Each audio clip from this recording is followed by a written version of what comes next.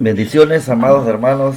Gracias damos al Señor por nuestra oportunidad que tenemos de poder darle gracias al Señor todos los días, porque Él es nuestro ayudador, Él es nuestro consolador, nuestro protector. Siguiendo con la perspectiva del Nuevo Testamento, hoy estudiaremos el libro de Hechos. Es un libro importantísimo porque es un libro de transición y de historia entre todos los sucesos que a continuación vamos a mencionar. Padre eterno, en el nombre de nuestro Señor Jesucristo, el Mesías, el Cristo, te damos gracias porque tú nos has permitido este día, Señor, amanecer con vida física, porque vida eterna también tenemos en abundancia, Señor. Te pido, Señor, que a través de estos estudios nuestros hermanos puedan ser diligentes en estudiar tu palabra y así crecer en la gracia de nuestro Señor Jesucristo. Muchas gracias, Señor. Amén. Bueno, tenemos acá un libro muy importante, como es el libro de Hechos. Es un libro donde tenemos mucha historia en relación a la iglesia. Entonces, esta perspectiva de Hechos, tenemos que la fundación y el crecimiento de la iglesia. Eso es lo que vamos a ver en este libro. Tiene 28 capítulos, tiene 3 divisiones principales. La primera división consta del capítulo 1 al capítulo 7. La iglesia es fundada en Pentecostés. Acá vamos a tener en esta división la ascensión de Jesús, la gran comisión, la venida del Espíritu Santo, el poder de Dios, persecución, castigo dentro de la iglesia, los diáconos, la pidación de Esteban, extendimiento de la iglesia. La segunda división es del capítulo 8 al 12, la iglesia se ve forzada a crecer. Tenemos a Felipe en la extensión del evangelio. Felipe fue un gran evangelista que tuvo un éxito grande en Samaria.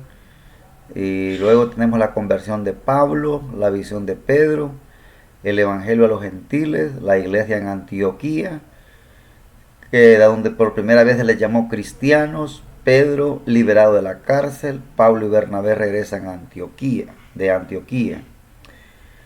Y luego tenemos la tercera división, que es del capítulo 13 al 28, la iglesia libre en el mundo, Pablo y Bernabé apartados, el concilio de Jerusalén. Este es un concilio importantísimo, porque aquí se determinó lo que se le iba, porque los legalistas, los falsos maestros, querían que se le impusieran el guardar la ley a la iglesia, pero aquí hombres como Pedro, Pablo, estuvieron y Jacobo en este concilio para que a los gentiles no se les pusiese esas cargas. Así que tenemos acá el primer viaje misionero a Filipos, a Atenas, tercer viaje misionero a Corinto, Éfeso, el arresto de Pablo en Jerusalén, la defensa de Pablo ante el Sanedrín, ante Félix, ante Festo, ante Agripa. Naufragaron allá en el mar, el naufragio de Pablo, y Pablo en Roma. Todos estos tenemos acá. Entonces, en el resumen del contenido tenemos que Hechos fue escrito por Lucas. Este fue el escritor. Hemos visto que originalmente el libro que Lucas dirigió a Teófilo, lo vemos que Hechos originalmente pudo no haberse tenido el título. De algunos han dicho que solo le llamaban Hechos. Luego después se le agregó Hechos de los Apóstoles. Hecho era una palabra usada para describir los logros de grandes hombres. Hechos incluye las notables figuras de los primeros años de la iglesia. Los protagonistas son Pedro. Pedro es el protagonista del capítulo 1 al capítulo 12. Esa es Observación que es muy importante. Los primeros 12 capítulos de Hechos, el protagonista es Pedro. Y a partir del capítulo 13 al 28, que es al final del libro, Pablo es el hombre de esa parte. Entonces su nombre más apropiado podría haberse sido llamado los Hechos del Espíritu Santo, porque a través de los apóstoles el Espíritu Santo hizo todos estos hechos. Tenemos al autor y a la fecha. Aquí vemos que Hechos fue escrito por Lucas alrededor del año 64-65, como la continuación de su versión del Evangelio, con el objeto de registrar la historia de la iglesia primitiva. Por eso, él dice acá en Lucas 1:1, puesto que ya muchos han tratado de poner en orden la historia de las cosas, que entre nosotros han sido ciertísimas, tal como nos la enseñaron los que desde el principio la vieron con sus ojos y fueron ministros de la palabra. Me ha parecido también a mí, después de haber investigado con diligencia todas las cosas desde su origen, escribírtelas por orden, oh excelentísimo Teófilo, para que conozcas bien la verdad de las cosas en las cuales has sido instruido. Esto fue lo que hizo Lucas. Escribió el Evangelio de Lucas lo dirigió a Teófilo, y también el libro de Hechos lo dirige a Teófilo. Por eso él está hablando de que el Evangelio de Lucas fue el primer libro dirigido a Teófilo. Esos son los versículos que hemos visto. Y es lógico concluir que Lucas también es el autor de Hechos, aunque no es nombrado en ninguno de los dos libros. Otros escritos afirman que Lucas fue el autor alrededor del año 64-65. Lucas fue un amigo cercano de Pablo, compañero de mensaje y médico personal, según Colosenses 4:14. Él fue un investigador cuidadoso. Ustedes ven como dice aquí que fue diligente en investigar las cosas en Lucas del 1 al 4, y un historiador preciso, desplegando un conocimiento íntimo de leyes y costumbres romanas, como también vemos que la geografía de Palestina, de Asia y de Italia. Todo esto vemos en Lucas, que fue un hombre que conocía mucho. Entonces, en el contexto histórico tenemos que él escribió para darle a Teófilo y a los otros que leerían su obra la historia de las cosas, como dice él en Lucas 1:1. Por eso que él dice aquí, muchos dice, aunque Lucas escribió la revelación divina, inspirado por el Espíritu Santo, él reconoció las obras de otros. Eso dice él en el versículo 1. En el versículo 2 dice, tal como nos las enseñaron los que desde el principio lo vieron con sus ojos y fueron ministros de la palabra. Entonces él está reconociendo que hubieron otros escritores antes que él, y me imagino fueron la fuente de él también. Y él dice poner en orden. Entonces Lucas se propuso narrar con autoridad el ministerio de Cristo en orden lógico y fáctico, o sea, que él estaba basado en los hechos o limitado a ellos, y no en lo teórico o en lo imaginario, aunque no siempre en orden cronológico. No era un orden cronológico estricto, pero sí en los hechos basados como reales. Entonces las cosas que entendemos aquí que fueron ciertísimas, dice Lucas. Esto es las promesas mesiánicas del Antiguo Testamento que se cumplieron con el Mesías. Entonces Lucas fue el que escribió estos dos libros, y ahora tenemos acá que sirven como enlace para conectar las 4 versiones del Evangelio de Jesucristo y las cartas que contienen las instrucciones para la iglesia. Entonces esto es lo que hizo el libro de Hechos. Entonces, Hechos sirve como un eslabón clave mostrando los cambios de enfoque. Por ejemplo, tenemos la ley a la gracia. Esos son cambios.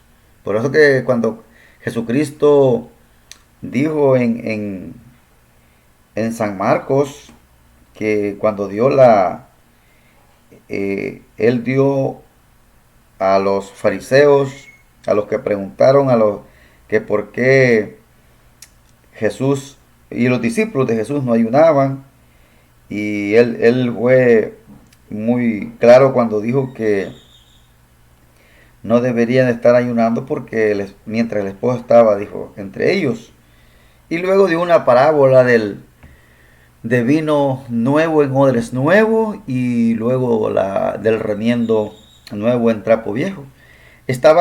Era una parábola donde estaba diciendo que la nueva dispensación, el evangelio de la gracia, ya no lo podía contener el sistema de la ley, el antiguo sistema.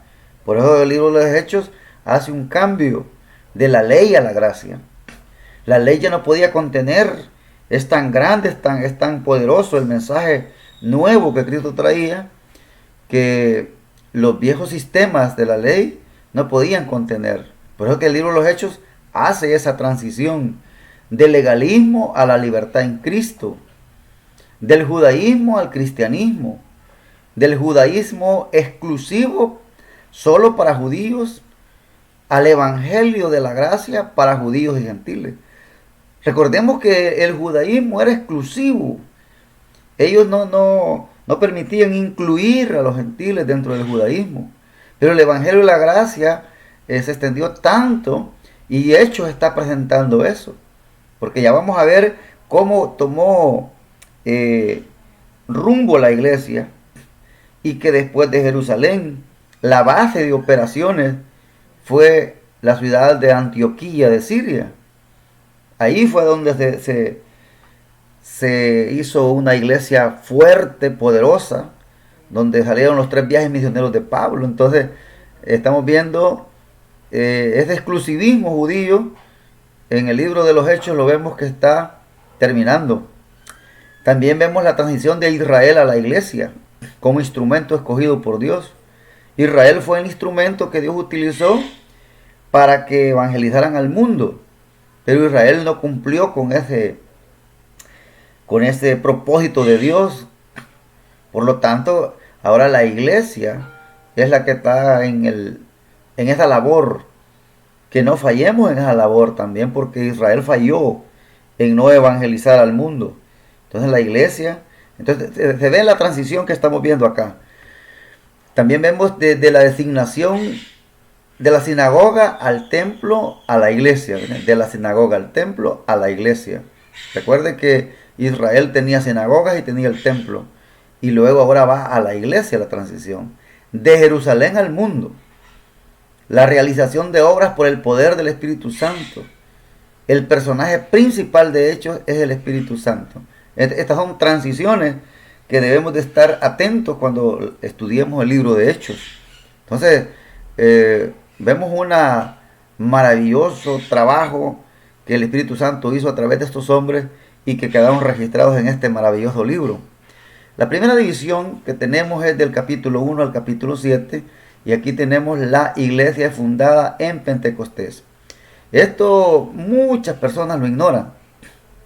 Ignoran que el nacimiento de la iglesia fue en Pentecostés, en el capítulo 2 de Hechos. Y la pregunta sería, ¿por qué es tan importante que conozcamos esta verdad de cuándo fue la iglesia, que nació la iglesia? Porque muchos aplican los escritos del Antiguo Testamento a la iglesia, y las escrituras de la iglesia las vamos a encontrar después de su fundación. Entonces Lucas comienza con Hechos, uniendo el libro a su relato del Evangelio de Jesucristo, que contiene la promesa de Cristo de enviar al Espíritu Santo a llenar de poder a los discípulos para que pudieran ser sus testigos y ministros en su nombre. El relato de los 40 días que Jesús estuvo en la tierra, inmediatamente después de su resurrección, es también enfatizado cuando Lucas menciona otro aspecto de la gran comisión. Pero recibiréis poder cuando haya venido sobre vosotros el Espíritu Santo, y me seréis testigos en Jerusalén, en Judea, en Samaria y hasta lo último de la tierra. Esta es la gran comisión que Jesucristo da antes de irse. ¿Por qué fue que él anduvo 40 días? Porque es importante estos 40 días que Jesús estuvo después de su resurrección con los discípulos. Estaba dando las últimas instrucciones, estaba dando los últimos datos para que los discípulos quedaran bien apercibidos de su misión. Y recuerden ustedes que esta misión no se estaba llevando a cabo. Por eso es que en el capítulo 8 vamos a ver que comienza la persecución, y ahí fue cuando todos fueron esparcidos, excepto los apóstoles que se quedaron en Jerusalén. Y los que fueron esparcidos iban predicando el Evangelio, porque era el mandato del 1:8 de Hechos.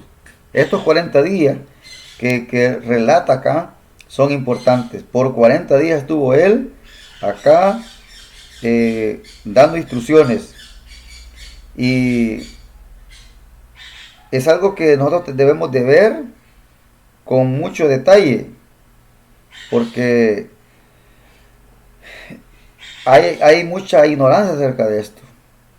Y él les promete que les va a enviar el Espíritu Santo. Y él dice, por eso les dice él, y les dijo en el 1:7, no os toca a vosotros saber los tiempos, las razones que el Padre puso en su sola potestad. Porque en el versículo 6, los discípulos preguntaron que se iba a restaurar el reino en esos días. Y en el 8 dice, pero recibiréis poder cuando haya venido sobre vosotros el Espíritu Santo, me seréis testigos en Jerusalén, en toda Judea y en Samaria, hasta lo último de la tierra. Y habiendo dicho estas cosas, viéndolo ellos, fue alzado y le recibió una nube que le ocultó de sus ojos. Entonces, es más, él les había dicho que la promesa del Espíritu Santo, él dice en el versículo 4, y estando juntos les mandó que no se fueran de Jerusalén, sino que esperasen la promesa del Padre, la cual les dijo, oíste de mí.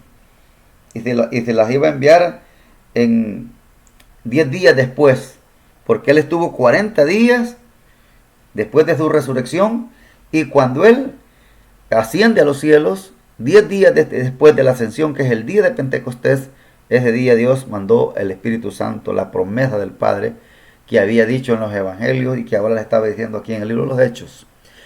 Y después de haber dicho estas cosas, dice Jesús, ascendió a los cielos, y los discípulos quedaron esperando al Espíritu Santo el día de Pentecostés, 50 días después de la resurrección. El Espíritu Santo descendió con poder a los 120 personas que estaban reunidas. Comenzaron a hablar en idiomas extranjeros que eran desconocidas para ellos, pero comprensibles para quienes las escuchaban. Fue una increíble señal milagrosa que autenticaba el mensaje de los apóstoles. Aquí hay mucha confusión, porque hoy la gente dice que habla lengua, pero lo que aquí se habló fueron idiomas, no lo que hoy se oye, una situación muy absurda, ¿no? Pero fueron idiomas. Allá habían como 17 nacionalidades ese día de Pentecostés, donde habían reunido ese día y escucharon el Evangelio, y hubo una cosecha de almas ahí. Entonces Pedro, lleno del poder del Espíritu Santo, predicó un poderoso mensaje, el cual estaba centrado en la resurrección de Cristo. Entonces Pedro utilizó ese hecho, y eso se llama el Evangelio. Siempre que encontremos la cruz, la sepultura, la resurrección, es el mensaje del Evangelio. Porque como resultado, 3,000 personas fueron salvas ese día. Era un gran tiempo de gran poder y maravillas, mientras la iglesia se dedicaba al compañerismo, la enseñanza, la oración y la alabanza, y todo era para la gloria de Dios. Imagínense cómo se ha perdido esa convivencia, ese compañerismo, esa coinonía con la que nació la iglesia primitiva. Ya no la vemos en las iglesias, porque todo el mundo anda bien fatigado, andamos precisos, andamos con rapidez. no nos tomamos el tiempo de poder tener compañerismo con los hermanos. Es así como se ha ido perdiendo eso. Y miren los hermanos cómo estaban alrededor, alrededor de Jesucristo, teniendo compañerismo con los hermanos. Fíjense bien que ellos se dedicaban al compañerismo, a la enseñanza, a la oración y a la alabanza, y todo era para la gloria de Dios. Nadie se atribuía a algo para sí mismo. Debido a esto empezó la persecución de la iglesia por los líderes religiosos. Tal como Jesús lo había predicho, Pedro y Juan fueron perseguidos y encarcelados por predicar el Evangelio. Pero en el poder de la oración no se detuvieron y, y continuaron predicando con denuedo. Los problemas no solo provenían del exterior, sino también del interior de la iglesia, con la necesidad de la disciplina por la mentira y la avaricia, resultando en la muerte de Ananías y Zafira por un acto de Dios. Este matrimonio pereció porque quisieron aparentar que eran dadivosos y no tenían que hacer lo que hicieron. Pero aquí cayó la disciplina del Señor y Dios les quitó la vida. Ellos eran creyentes de la iglesia y vemos que Dios lo va a disciplinar fuertemente. Tenemos que los apóstoles volvieron a ser encarcelados por predicar el Evangelio, pero Dios los puso en libertad y ellos continuaron entregando el mensaje de arrepentimiento a judíos. Al crecer la obra del ministerio, los apóstoles, en medio de las dificultades del servicio, sabiamente escogieron dentro de la iglesia a hombres llenos del Espíritu Santo, sabios y de buena reputación, y escogieron a 7 para servir. Aquí es donde vemos que escogieron a estos 7 varones, y las características de estos, dice la Biblia, que estaban llenos del Espíritu Santo. Estos hombres los llamaron diáconos, y uno de ellos era Esteban, un gran hombre de Dios, quien comenzó a predicar el Evangelio tenazmente y a hacer señales. El Sanedrín ordenó su captura, acusándole de blasfemia. En su defensa, Esteban predicó un maravilloso mensaje de gran convicción, el cual despertó la ira de los judíos, y estos lapidaron a Esteban, quien al morir se convirtió en el primer mártir del cristianismo. Ven ustedes que los diáconos son para servir, y en las iglesias los diáconos tienen un poder, que se autodominan como capataces en la iglesia. El diácono, la palabra diácono viene de una palabra que se llama diaconeo, donde viene la palabra siervos. Son servidores, no es para mandar. Esos son conceptos equivocados que tienen los diáconos en la mayoría de iglesias. Un diácono está para servir, y esto hicieron estos hombres. Y vemos a Esteban, un hombre lleno del Espíritu Santo, y ustedes ya conocen cómo murió Esteban. Entonces, la segunda división está del capítulo 8 al 12. La iglesia se ve forzada a crecer. Aquí, como les decía, en el capítulo 8 comienza la persecución. Fue la persecución y la muerte de Esteban la que forzó a la iglesia a extenderse fuera de Jerusalén hacia Judea y Samaria, y finalmente a todo el mundo. En el 1:8 él había dicho que le fueran testigos en Jerusalén, en Judea, en Samaria y hasta lo último de la tierra. Pero ellos no estaban haciendo caso omiso al sistema de predicación, y no tenían esta función con la que Cristo les había dicho. Esta fue la razón por la cual tuvo que venir esta persecución. Saulo, más tarde Pablo, presenció la lapidación de Esteban e intensificó la persecución de los cristianos. Fue así como la iglesia fue esparcida para que llevaran el Evangelio. A través de la predicación de Felipe, el Evangelio se extendió a Samaria, y luego a un eunuco etíope, que fue el primer gentil convertido. Esto fue una pequeña anticipación de lo que sería el total rechazo del Evangelio por parte de los judíos y de su aceptación de los gentiles. Felipe había tenido tremendo éxito en Samaria. La gente se estaba convirtiendo. Ahí cuando oyeron a Felipe, dice que todos dejaron hasta Simón, el que hacía, que estaba envuelto en ciencias ocultas, fue salvo también. Y vemos que desde que oyeron a Felipe ya no volvieron a oír a este hombre. Entonces vemos cómo el evangelio iba creciendo, cómo iba el evangelio siendo proliferado, y Saulo, persiguiendo a los cristianos en Damasco, fue encontrado por el Señor y ocurrió su maravillosa conversión. A partir de allí se llamó Pablo, llegando a ser el gran apóstol Pablo, un hombre que Dios usó de una manera extraordinaria, un hombre que se dejó usar por el Señor. Fue un hombre que desde que conoció la gracia se apasionó por el Evangelio de la gracia y murió apasionado del Evangelio. Yo recuerdo las palabras que él le dijo a Timoteo, que él ya está a punto de ser sacrificado, que ya ha terminado la carrera, ha guardado la fe, ha peleado la batalla, y él dice: solo me espera la corona de justicia que me tiene el Señor, y él fue justo en aquel día.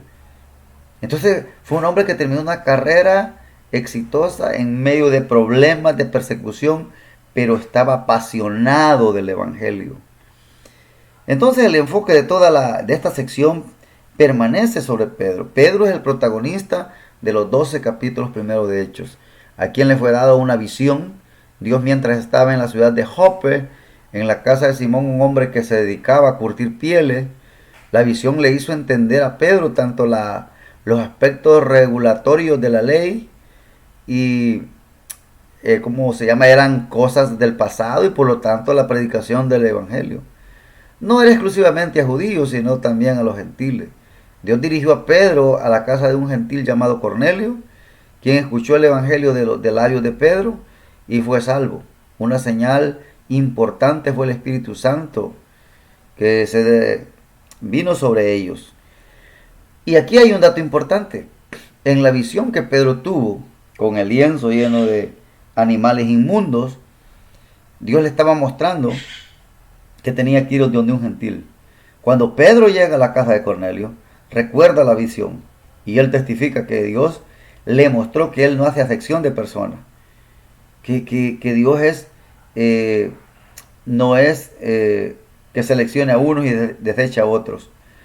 Por eso era la visión, para eso se le mostró. Entonces fue una lección tremenda que Pedro tuvo.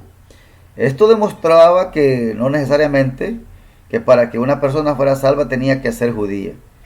Todo eso que estaba en la mente de Pedro, aquí fue bloqueado. Dios le manifiesta que esto fue importante para la extensión del evangelio, que tenía que terminar con ese legalismo, porque Pedro era legalista. Pedro estaba lleno de prejuicios del judaísmo, y él creía que ningún gentil podía tener acceso a la gracia del Señor, porque él mismo dice cuando llega a la casa de Cornelio que vosotros sabéis que un judío no es lícito estar en la casa de un gentil.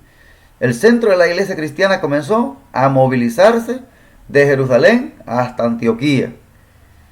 Ahí Bernabé fue enviado para verificar algunos informes de milagros realizados.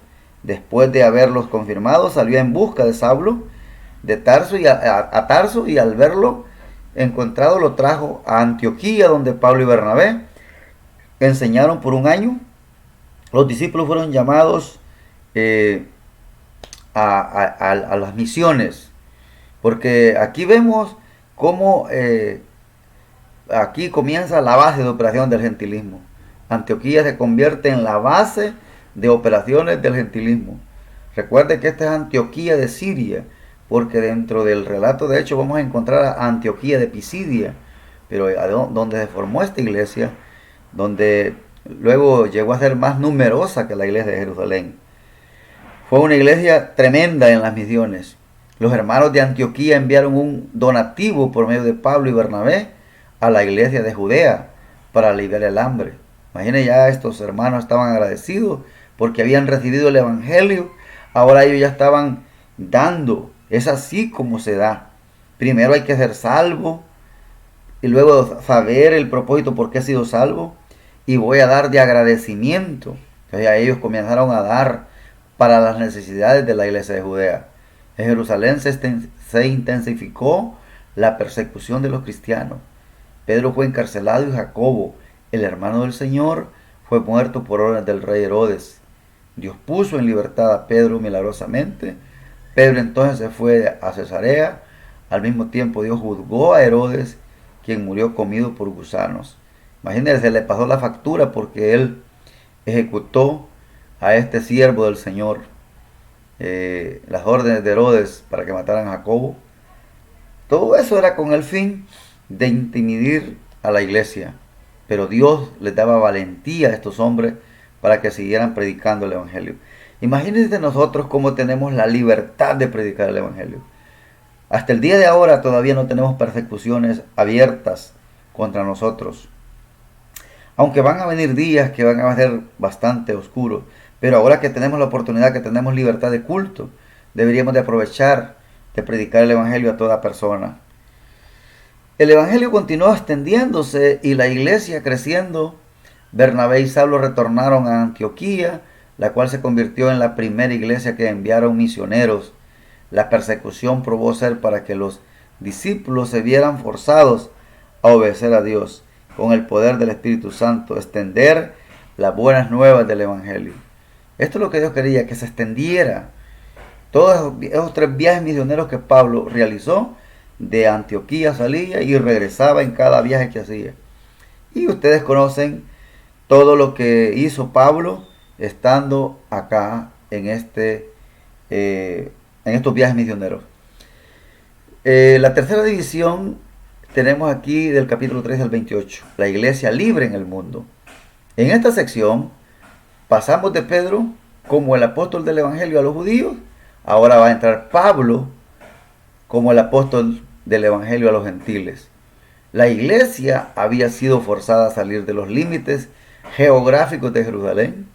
En Antioquía, Pablo y Bernabé fueron apartados por el Espíritu Santo y enviados por las iglesias Asia Menor para realizar su primer viaje misionero, centrándose en numerosas ciudades de Galacia. Aquí comienza Pablo a fundar en la región de Galacia. Asia Menor fue evangelizada. Las iglesias de Éfeso estuvieron todas estas iglesias donde el evangelio fue predicado. Solo en Éfeso Pablo estuvo 3 años y los convertidos de Pablo llenaron del evangelio toda Asia Menor. Porque ahí vemos las 7 iglesias a las que Cristo les envía las cartas. Todas estas iglesias fueron fundadas por los que oyeron el evangelio.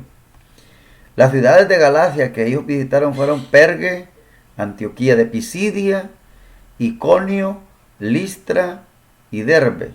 Pero les decía yo que a donde está la iglesia es en Antioquía de Siria. Y esta es otra Antioquía de Pisidia, es muy claro el pasaje. Pablo continuaba testificando a los judíos, sin embargo, su ministerio se dirigía cada vez más hacia los gentiles. Este primer viaje misionero le estableció a Pablo como el principal apóstol de los gentiles, acontecimientos más relevantes del primer viaje misionero. Es algo interesante que un hombre que era perseguidor de los gentiles, de la iglesia, y que metía a los cristianos a la cárcel, ahora le esté predicando a los gentiles. Entonces tenemos que Pablo, acontecimientos más relevantes del primer viaje misionero, gran respuesta positiva al evangelio, gran persecución contra Pablo, establecimiento de iglesias en Asia Menor y nombramiento de ancianos. Pablo comenzó a nombrar ancianos, a pastores, que es la palabra para ancianos, es pastores, obispos, ministros del Señor, para que pastorearan estas iglesias. Muchos recibieron el mensaje del evangelio, pero muchos rechazaron. A su regreso a Antioquía fue dado un reporte acerca de la poderosa obra de Dios y de la respuesta de fe por parte de los gentiles. Entonces ellos venían trayendo un reporte de cómo el evangelio se había extendido entre el gentilismo y de cómo estaban respondiendo al evangelio.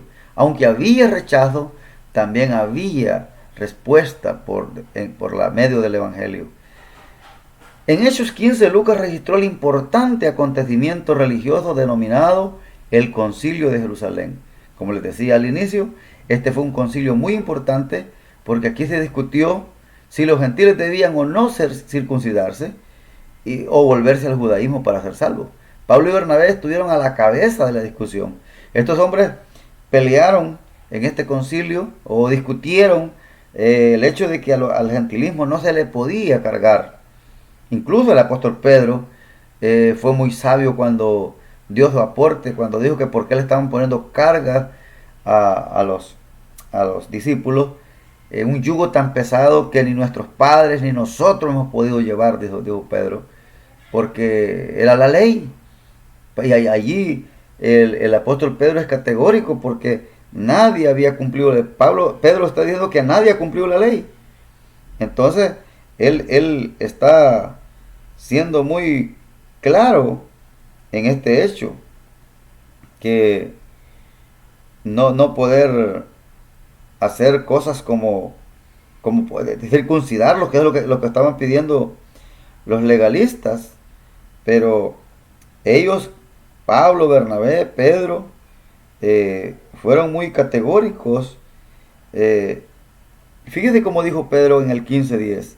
Ahora pues, ¿por qué tentáis a Dios, poniendo sobre la cerviz de los discípulos un yugo que ni nuestros padres ni nosotros hemos podido llevar?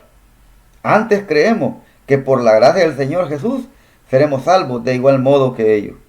Pedro, un hombre legalista, ha entendido que nadie ha cumplido la ley. Y ahora, ¿cuántos grupos existen que quieren cumplir la ley?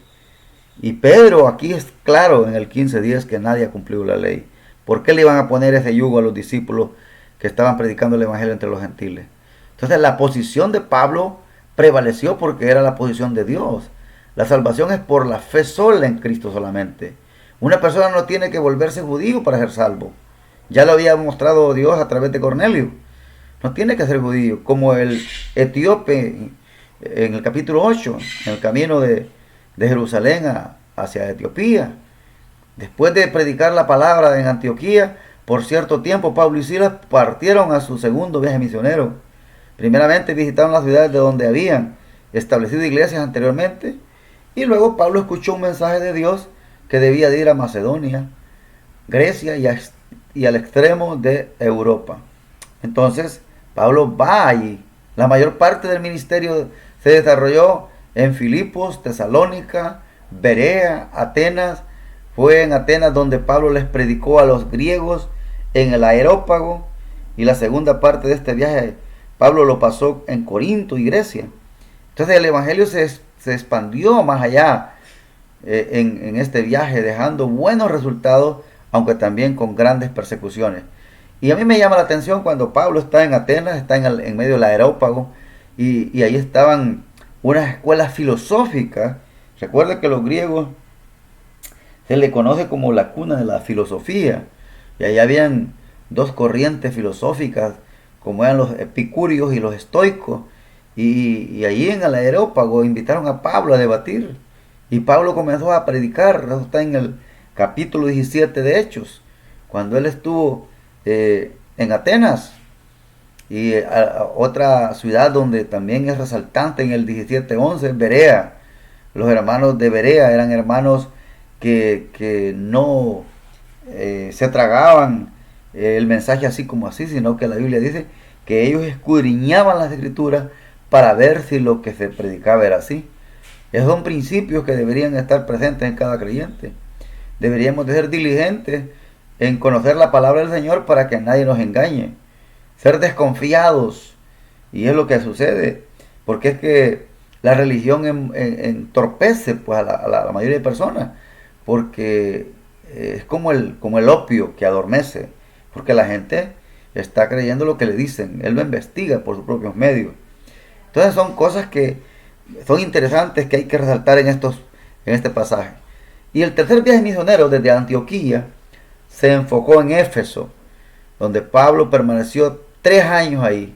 Allí estuvo Pablo enseñando y predicando el evangelio. A partir de ahí Pablo volvió a visitar todas las iglesias que había establecido en el segundo viaje en Macedonia y en Galacia.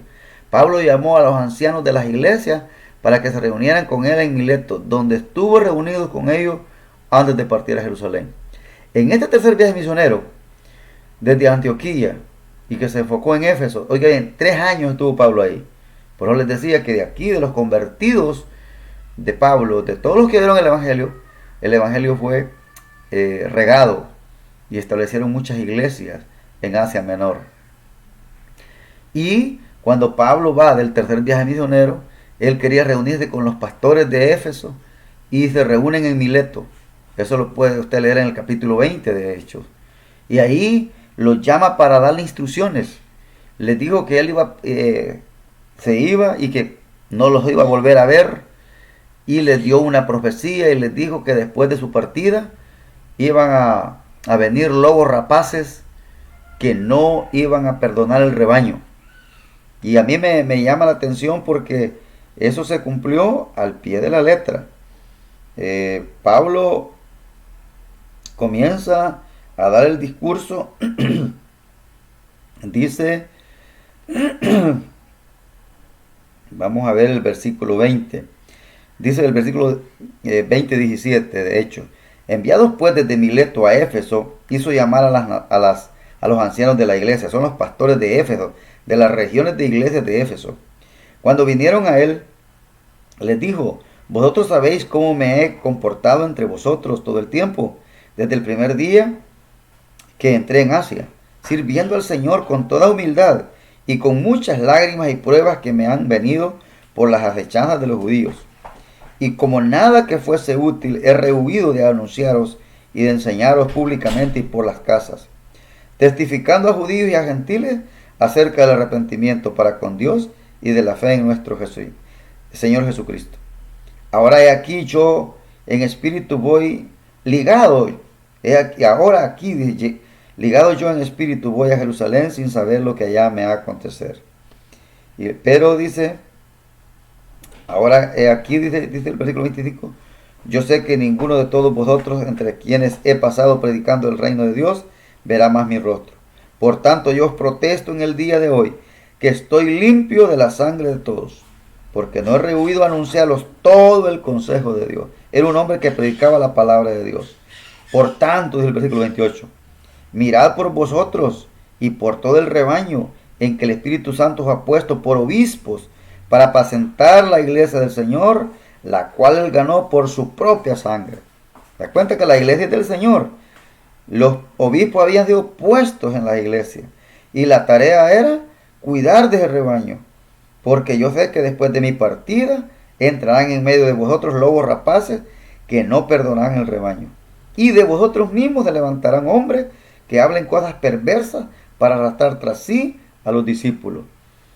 Estas palabras de Pablo, imagínense, estamos aquí como en un tiempo como unos 30 años después se está cumpliendo estas palabras, donde el Señor Jesucristo envió unas cartas a Éfeso, y usted cuando lee la carta en el capítulo 2 de Apocalipsis, ve que ellos tenían grandes conflictos, y que habían falsos apóstoles ahí, y que los habían probado y que no eran apóstoles de Jesucristo, dice el pasaje del capítulo 2 de Apocalipsis. Entonces ya habían entrado falsos maestros, ya estaban ahí cuando Pablo le da indicaciones a Timoteo también. Entonces los pastores, ¿cuál es el trabajo de un pastor? Enseñar todo el consejo de Dios para que la iglesia esté avisada, anticipada a la falsa enseñanza y no sean presa fácil de los falsos maestros. Pero ¿cuál es el problema? A veces, la mayoría, la gente no lee la Biblia, no se congrega, no es tan consecuente en los estudios bíblicos. Entonces, esta es la razón por la cual la iglesia no crece y a veces son víctimas de los falsos maestros. Pero Pablo está siendo categórico acá. Entonces, cuando Pablo llegó a Jerusalén, los judíos alborotaron al pueblo que estaban fuera del templo, lograron apoderarse de él con intención de matarlo, lo cual fue evitado por la intervención oportuna de los soldados romanos y pudo defenderse con el argumento que era ciudadano romano. Esto fue importante, por ser ciudadano romano, pues no lo azotaron en público. Entonces Pablo se defendió sucesivamente. Los romanos, se defendió de los romanos en el Sanedrín, ante Félix, el oficial romano en Cesarea, ante Festo, ante el rey Agripa.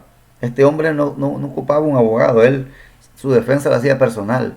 Al final Pablo no fue encontrado culpable, no obstante se le mantuvo preso durante 2 años por razones políticas antes de caer en manos de los judíos. Pablo prefirió apelar a César usando la ventaja de tener doble ciudadanía. Finalmente Pablo fue enviado por mar a Roma, donde estuvo detenido aparte con un solo soldado que lo custodiaba. Durante 2 años Pablo predicó en una casa alquilada y finalmente Hechos termina con Pablo que pudo llevar el Evangelio hasta Roma. El ministerio de Cristo continúa en la tierra a través de la iglesia. Y este era un sueño del apóstol Pablo de ir a Roma, aunque no fue en las condiciones que él hubiese querido ir, pero llegó a Roma. Entonces se le concedió eso al apóstol Pablo de poder ir a Roma. Así que, ¿por qué es tan importante este libro?